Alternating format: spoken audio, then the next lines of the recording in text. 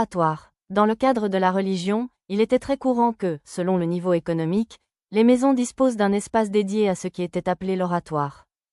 Cet espace pouvait être une pièce privée, parfois attenante à la chambre principale, ou un espace à l'intérieur de la chambre où étaient placées les images religieuses les plus chères, ainsi que des vases, des nappes et des cirquis.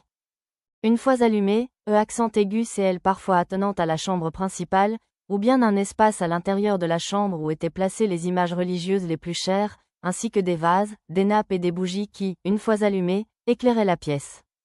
La fonction de cette pièce ou de cet espace était de créer un lieu privé, intime et individuel où la personne pouvait prier et même, selon les dimensions, célébrer certains sacrements.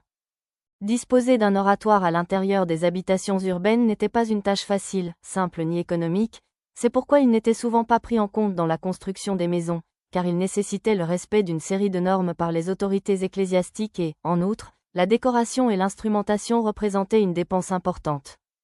Dans L', l'intérieur de cette pièce présente quelques images qui rappellent les oratoires individuels.